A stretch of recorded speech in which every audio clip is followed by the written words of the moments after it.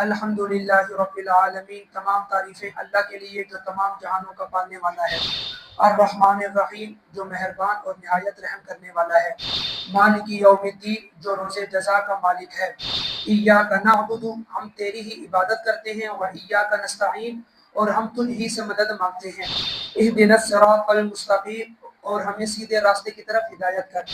صراط الذین انعمت علیہم، اور ان لوگوں کے راستے پر جن پر تو نے انعام کیا۔ غیر المغضوب، نہ کہ ان کے راستے پر جن پر تیرا غضب نازل کیا گیا، ولا الضالین، اور نہ ان کے راستے پر جو گمراہ ہوئے۔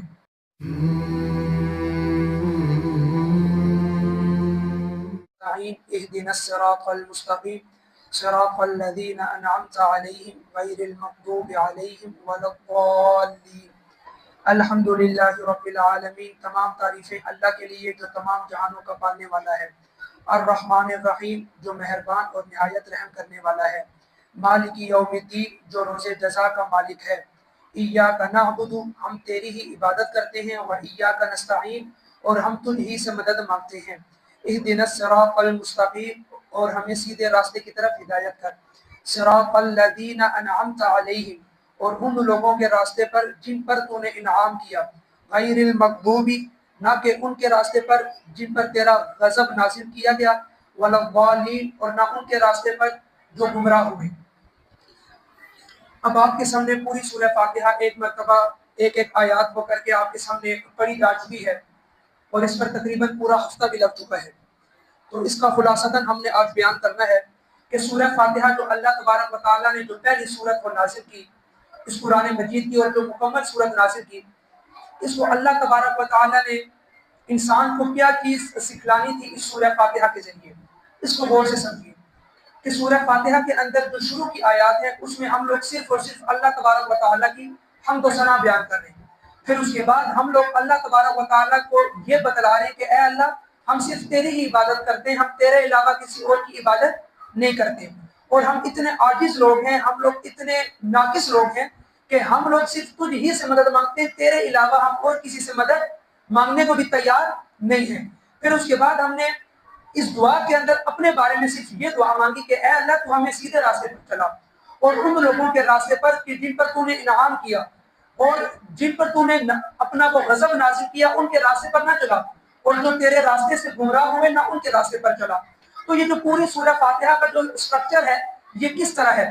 اللہ تبارک و تعالیٰ نے ہمیں یہاں پر ایک انسان کو ایک سبق دینے کی طرف توجہ دلائی ہے کہ انسان جب بھی اللہ سے دعا مانگے تو ہمیشہ دعا کا طریقہ کار یہ ہے کہ سب سے پہلے وہ اللہ کے حمد و ثنا بیان کرے۔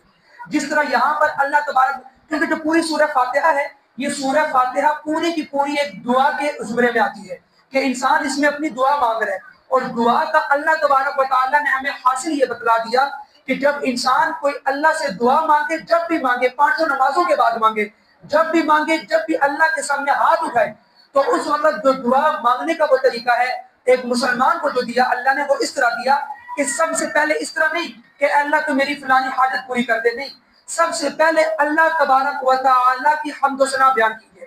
جس طرح ہم اس میں جس طرح ہم اپنی زبان میں اس سورہ فاتحہ کے اندر اللہ تبارک و تعالیٰ کی حمد و ثنا بیان کر رہے ہیں، اس سے ہم لوگ اللہ تبارک و تعالیٰ کی طرف اپنے آپ کو بھی توجہ دلاتے ہیں اور اللہ تبارک و تعالیٰ کی بھی توجہ اپنی طرف دلاتے ہیں، اور ہم یہاں پر اللہ تبارک و تعالیٰ کی حمد و ثنا بیان کرتے ہیں۔ الحمدللہ رب العالمین الرحمن الرحیم مالک یوم الدین، یہاں تک تو ہم لوگوں نے اللہ تبارک و تعالیٰ کی بزرگی بیان کی، اللہ تبارک و تعالیٰ کی حمد و ثنا بیان کی۔ پھر اس کے بعد ہم لوگوں نے اپنی عجز و انکساری بیان کی، ایاک نعبد و ایاک نستعین، اے اللہ ہم تیرے سامنے یوں ہیں۔ پھر اس کے بعد ہم لوگوں نے اصل دعا اپنے لیے مانگی، اہدنا الصراط المستقیم صراط الذین انعمت علیہم غیر المغضوب علیہم ولا الضالین۔ یہ جو دعا ہے اس سے پہلے ہم لوگوں نے اللہ کی جو حمد و ثنا بیان کی، یہ ایک دعا کرنے کا وہ طریقہ اللہ تبارک و تعالیٰ نے ہمیں سورہ فاتحہ میں سکھلایا ہے۔ اب اس کے بعد یہاں پر جو اللہ تبارک و تعالیٰ کی حمد و ثنا بیان کی گئی اس کا کیا مطلب ہے؟ تو یہاں پر اللہ تبارک و تعالیٰ کی حمد و ثنا بیان کرنا یہ انسانیت کا فطری تقاضا ہے، یعنی انسانیتی فطری فرض ہے انسان کے اوپر۔ وہ کس طرح؟ یہ انسان جو بدن ہے یہ آپ سمجھیں کہ یہ ایک عالم اصغر ہے، یعنی یہ چھوٹا عالم ہے انسان کا جسم، ایک تو بڑا عالم ہے جو پوری کائنات، جو پوری زمین ہے. اس کے بعد انسان کو بھی اگر غور سے دیکھا جائے تو انسان کا بھی جسم ایک عالم اصغر، ایک چھوٹا عالم ہے، اور یہ بھی پورا ایک عالم ہے. اور اگر آپ اس کو غور سے دیکھیں تو انسان کا بدن زمین کی طرح ہے. انسان کے اندر جو ہڈیاں ہیں، چوڑی چوڑی جو ہڈیاں ہیں، یہ انسان کے اندر پہاڑوں کی مانند ہیں. اور اس کے رگوں میں جو خون بہ رہا ہے یہ اسی طرح ہے جس طرح زمین کے نیچے چشموں میں پانی بہتا ہے. اور انسان کے جسم کے اوپر جو بال اگتے ہیں یہ اسی نباتات کی طرح ہے جس طرح گھاس پھوس اگتا ہے زمین کے اوپر. یعنی اگر آپ انسانی فطرت کو دیکھیں، انسانیت کو دیکھیں اور زمین کو دیکھیں تو جس طرح ایک زمین کا عمل ہے اسی طرح ایک انسانی جسم کا بھی عمل ہے. اور یہ بات بھی اپنی جگہ ہے کہ انسان کے اندر دو چیزیں ہیں جس سے انسان بنا ہے، نمبر 1 روح اور نمبر 2 بدن. اور اس میں جو اصل چیز ہے وہ ہے روح. روح اصل چیز ہے جو آخرت کے اندر بھی کام آئے گی اور اسی پر سارا کام ہوگا. اصل چیز روح ہے. روح آپ کو جہاں لگے گی جو ہے یہ بدن، یہ روح کا ثانوی چیز ہے، یہ روح کے ماتحت آتی ہے. روح جس طرح عمل کرے گی یہ بدن اس کے ماتحت چلے گا. تو لہٰذا اللہ تبارک و تعالیٰ نے پھر اس انسان کے چھوٹے سے جسم کے اندر 300 سے اوپر جوڑ رکھے ہیں جہاں پر ہڈیاں آپس میں جڑتی ہیں. اور اگر ایک انسان کا جوڑ ہل جائے تو انسان کی پوری زندگی وہ چیز ایک قسم کی ناقص بن جاتی ہے، اور انسان کبھی اس کا علاج اس طرح نہیں کرا سکتا کہ جس طرح ایک عام انسان کی ہڈیاں ہیں. اب اس کے علاوہ اگر ہم ان چیزوں سے بھی ہٹ کر دیکھیں تو اللہ تبارک و تعالیٰ نے جو ہمیں آنکھیں دی، یہ آنکھیں کس طرح کام کرتی ہیں، ایک دن کے اندر یہ آنکھیں کتنی دفعہ جھپکتی ہیں ہمیں نہیں معلوم. انسانی یہ فطرت ہے کہ جب انسان کی آنکھوں کی طرف کوئی چیز آئے گی اللہ تبارک و تعالیٰ نے اس آنکھوں کو آٹومیٹک رکھا ہے. آپ کبھی بھی اپنی سوچ و سمجھ سے اس آنکھوں کو بند نہیں کریں گے، بلکہ آپ اللہ کی مرضی کے ساتھ. اور اللہ کی مرضی کیا ہے؟ جب بھی انسان کی آنکھوں کی طرف کوئی بھی چیز ہے انسان کی آنکھیں خود بخود بند ہو جائیں گی. اس میں انسان کا کوئی اختیار نہیں ہے بلکہ بغیر اختیار اللہ تبارک و تعالیٰ کی طرف سے یہ جو نعمت ہے آنکھیں، اس کے اوپر جو پلکیں ہیں یہ خود بخود آنکھوں کو سیفٹی پہنچا دیتے ہیں. اب اس کے بعد اگر آپ دیکھیں تو یہ انسان ان آنکھوں سے جو روشنی دیکھتا ہے، یہ روشنی جو آنکھوں سے دیکھتا ہے، اس آنکھوں کے پیچھے اللہ تبارک و تعالیٰ نے اتنے فلٹر لگائے ہیں کہ آپ دنیا کا کوئی بھی رنگ ان آنکھوں کے ذریعے دیکھ سکتے ہیں. کوئی ایسا رنگ نہیں ہے جس کا فلٹر ان آنکھوں میں موجود نہ ہو. اور پھر ان آنکھوں کے لیے اللہ تبارک و تعالیٰ نے اس صورت کو جب بنایا کہ انسان ان چیزوں کو دیکھے تو پھر اللہ تبارک و تعالیٰ نے آنکھیں خراب نہ ہو، اللہ تبارک و تعالیٰ نے پوری دنیا کے اندر ہوائیں پھیلا دی، آکسیجن پھیلا دیا جس سے ہماری آنکھیں بھی تر و تازہ رہتی ہیں.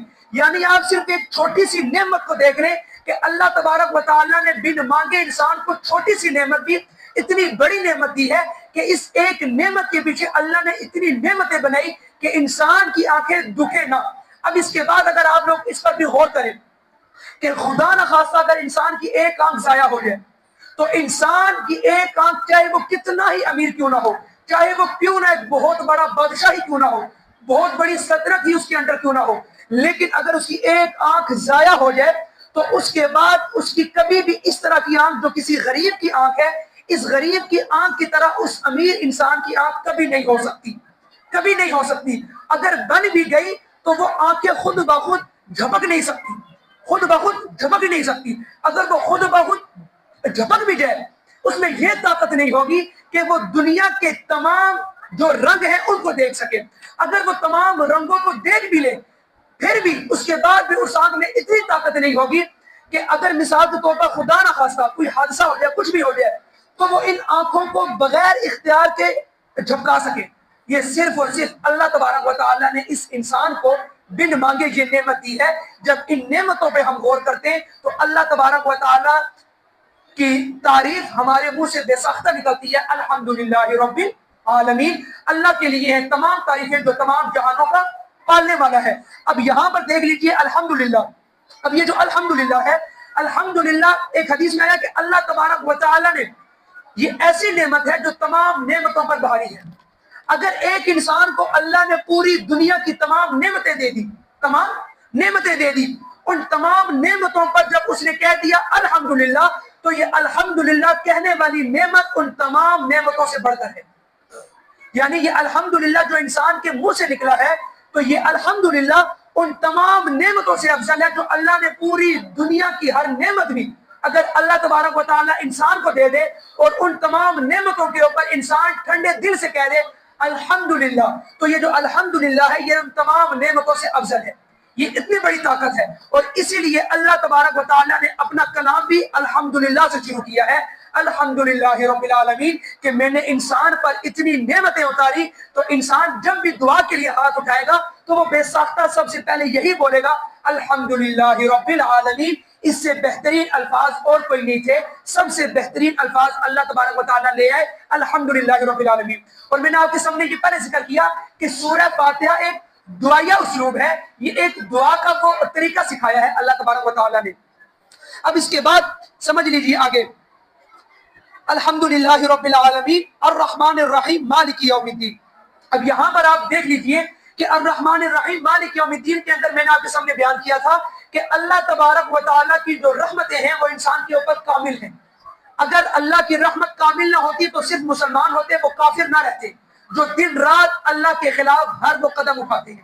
لیکن اللہ ان کو بھی پالتا ہے، وہ بھی رات کو پیٹ بھر کے سوتے ہیں، اور چرند پرند ہر مخلوق اللہ کی پیٹ بھر کے سوتی ہے، ساتھ ہی مسلمان بھی سوتے ہیں۔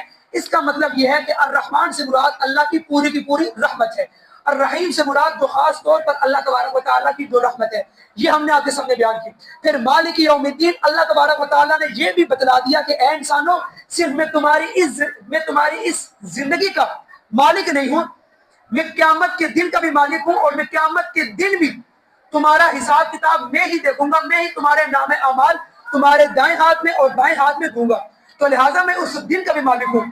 وہ دن مسلمانوں کو دکھا کے اس دن کی ملکیت اللہ کے ذمے خود بخود آ گئی، یعنی کہ یہ نہیں کہا اللہ نے کہ میں ان تمام ایام کا مالک ہوں، بلکہ اللہ نے اس دن کی ملکیت بتلا کر یہ جو دن ہمارے اوپر گزر رہے ہیں اس ادنا سے دنیا کے، اس کی ملکیت خود بخود اللہ تبارک و تعالیٰ نے اپنے ذمے اٹھا لی۔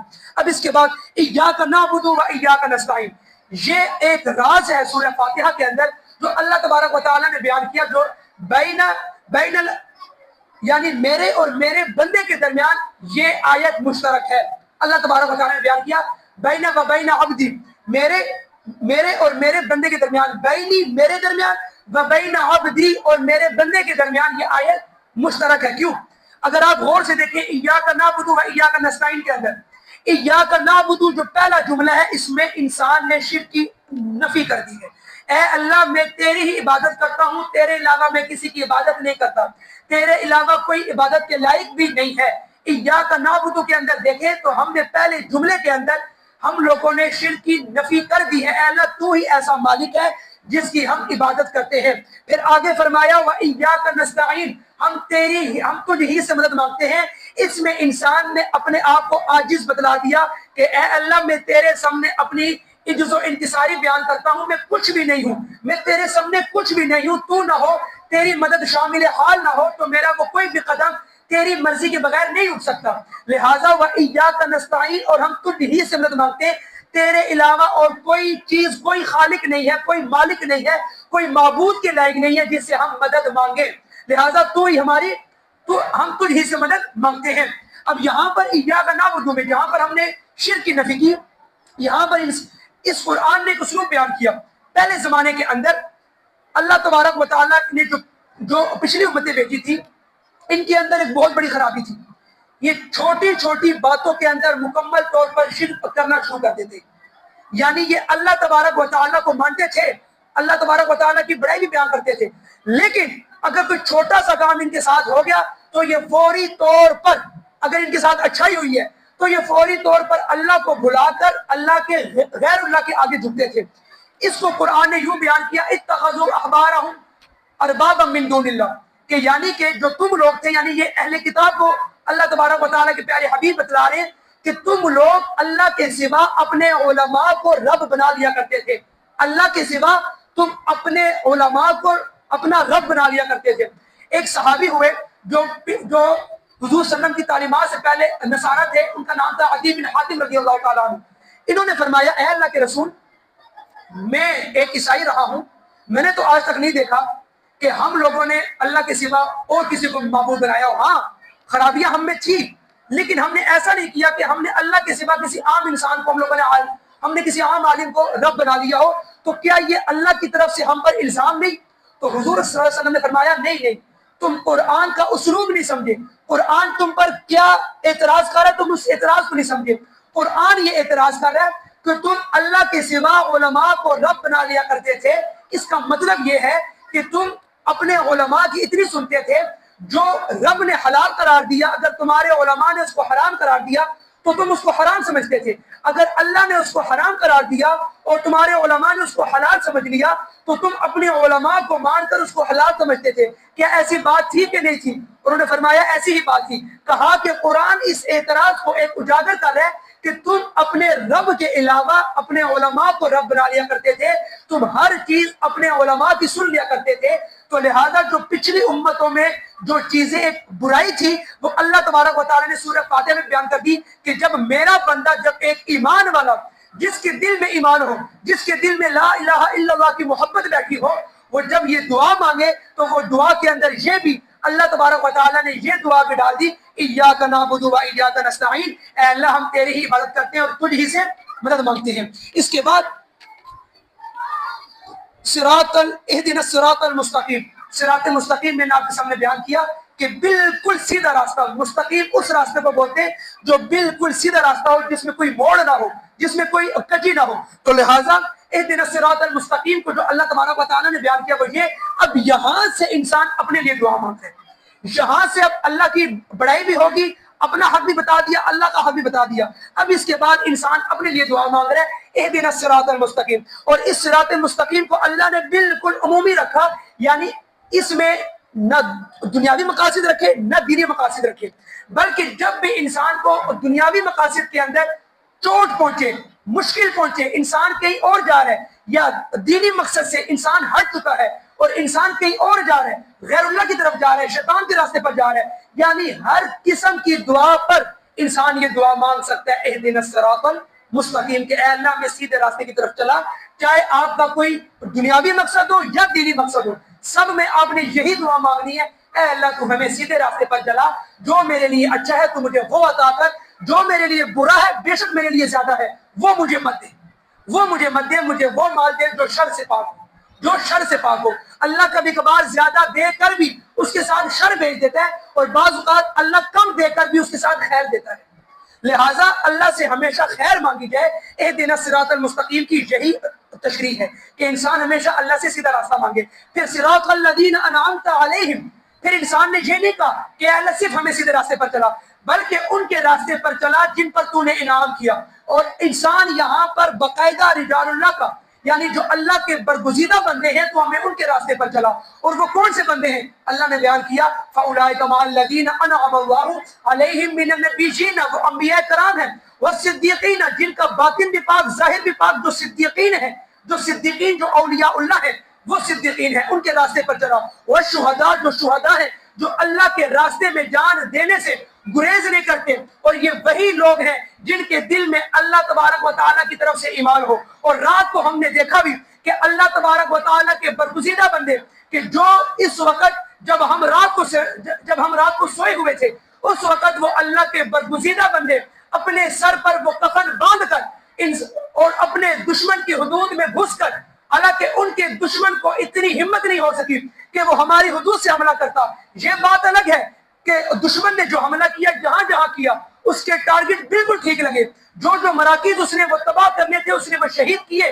لیکن ہمارے جاں باز اس وقت جس وقت ہائی الرٹ ہو چکے تھی دونوں ریاستیں، اس وقت ہمارے جاں باز گئے اور ان کی حدود میں گھس کر 50 کلومیٹر اندر گھس کر ان کو نقصان پہنچا کر، جہاں سے وہ طیارے اڑے تھے ہمیں نقصان پہنچانے کے لیے، ان جان بازوں نے یہ وہ جانباز ہیں، یہ وہ شہداء ہیں، چاہے وہ ہمارے پاک فوج کی شکل میں مرد مجاہد ہو، چاہے وہ مجاہدین کی شکل میں ہمارے مرد مجاہد ہو. جب مرد مجاہد کے سامنے کفار کی للکار آ جائے اس وقت گھروں میں بیٹھنا یہ انسانی فطرت میں جو مسلمانوں کی فطرت ہے یہ تاریخ نہیں ہے. اور یہ ہمیں 19 مہینے پہلے بدلا دیا. جس حماس کو ختم وہ کرنے کے لیے اسرائیل نے کہا تھا کہ 1 ہفتے کی جنگ ہے، اسرائیلی پریشان نہ ہو، یہودی پریشان نہ ہو، امریکی پریشان نہ ہو، یہ 1 ہفتے کی مار ہے. آج 19 مہینے ہو گئے وہ بے حس حکمران نہتے مسلمانوں کو تو مارے، لیکن حماس کے مجاہدین ان کو غزہ میں 1 فٹ کیا 1 انچ بھی ابھی تک وہ قبضہ نہیں کر سکے۔ حماس نے کہا تم وہ قبضہ تب کرو گے جب ہم شہید ہو جائیں گے، اور جب ہم شہید ہو گے تو تم سمجھ لو کہ پورا کا پورا عالم عرب تمہاری جھولی میں ہے۔ اب صرف پورے عالم عرب کو جس وہ تنظیم نے جن مجاہدین نے بچایا ہوا ہے، اور اسرائیل بھی سمجھتا ہے کہ اگر یہ تنظیم میں نے ختم کر دی تو اس کے بعد پورا عالم عرب میری جھولی میں ہے، وہ ایک حماس ہے۔ اور یہ دا گریٹر اسرائیل کے عزائم میں ہے کہ اس وقت بر صغیر میں جو ایک اسلامی ریاست ہے جس کے ارد گرد چاروں طرف دشمن ہے، کوئی ایسا اور اسلامی ملک نہیں ہے جس کے ارد گرد اتنے وہ دشمن ہو۔ اللہ نے ان دشمنوں کے بیچ میں اس پاکستان کو، اس کرۂ ارض کو، اس مادر وطن کو، اس مادر ملت کو، اس پورے کرۂ ارض کو اللہ تبارک و تعالیٰ نے یہ ہمت دی کہ یہ اپنا دفاع مضبوط رکھ سکے۔ اور الحمدللہ جب اس نے رات کو میزائل کیا ہم سب سوئے ہوئے تھے، سب لوگ سوئے ہوئے تھے، لوگوں کو تو صبح فجر ٹائم معلوم ہوا کہ ہم پر حملہ بھی ہوا اور ہم نے جوابی کارروائی بھی کی اپنے سے 5 گنا بڑے ملک کے اوپر جو ایٹم سے لیس ہے، جس کے پاس ہتھیار ہم سے اچھے ہیں۔ لہٰذا یہ وہی چیز ہے والشہداء جو اللہ کے راستے میں شہید ہونے سے وہ گریز نہیں کرتے، ہمیں ان کے راستے پر چلا، والصالحین اور جو متبع سنت ہیں، جو رسول اللہ صلی اللہ علیہ وسلم کی اتباع سنت کرتے ہیں، ہمیں ان کے راستے پر چلا، وحسن اولئک رفیقا، اور یہی لوگ اللہ کے نزدیک سب سے عظیم ٹھہرے ہیں۔ تو لہٰذا صراط الذین انعمت علیہم سے مراد یہ لوگ ہیں، غیر المغضوب سے مراد وہ لوگ ہیں جن پر اللہ نے غضب نازل کیا اور غضب نازل کر رہے۔ اور اگر پچھلی امتوں میں دیکھا جائے تو یہودی جن پر اللہ تبارک و تعالیٰ نے ہر دور میں پھٹکار اتاری، چاہے وہ عیسائیوں کی شکل میں ہو چاہے وہ مسلمانوں کی شکل میں ہو، اللہ تبارک و تعالیٰ نے ان کے اوپر پھٹکار اتاری، وہ یہودی تھے۔ اب اس کے بعد والضالین جو گمراہ ہوئے، یہ جو عیسائی تھے یہ سیدھے راستے سے گمراہ ہوئے۔ اور گمراہ کون انسان ہوتا ہے؟ جس کو سیدھا راستہ معلوم ہو جائے پھر وہ بھٹک جائے۔ عیسیٰ علیہ السلام کے جانے کے بعد عیسائی سیدھے راستے پر تھے۔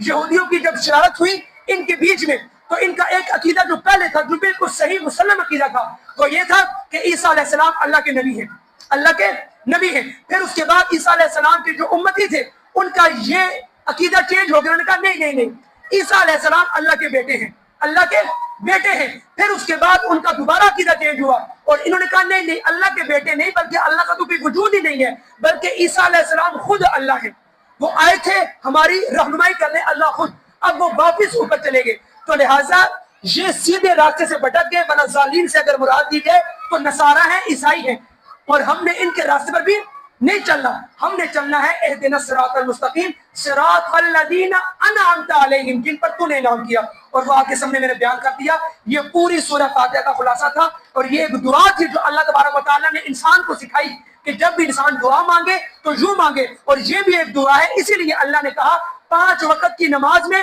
ہر رکعت میں ہر جگہ پر تم نے یہ سورہ فاتحہ ہر حال میں پڑھنی ہے، اس سے تم اللہ کی طرف خود بھی متوجہ ہوتے ہو اور اللہ کی ذات کو بھی اپنی طرف متوجہ کر لیتے ہو۔ یہ اتنی بڑی دعا ہے، اگر کوئی مومن اس کو بغیر سمجھے پڑھتا ہے تو وہ بڑا غافل انسان ہے۔ آج کے بعد انشاءاللہ ہم سب یہ نیت کر لیں کہ جب بھی یہ دعا ہم پڑھیں اپنی نماز میں تو ہم سوچ سمجھ کے پڑھیں گے، اور اس کی ساری تفسیریں اور سارے کی سارے معنی اس کو اپنے ذہن میں رکھ کر پڑھیں گے۔ اللہ تبارک و تعالیٰ سے دعا ہے جو کچھ بھی کہا گیا ہمیں عمل کرنے کی توفیق ہے۔ انشاءاللہ کل سورہ بقرہ کا مکمل طور پر آپ کے سامنے اجمالی خاکہ رکھا جائے گا کہ سورہ بقرہ میں کتنے مضامین اللہ نے بیان کیے ہیں۔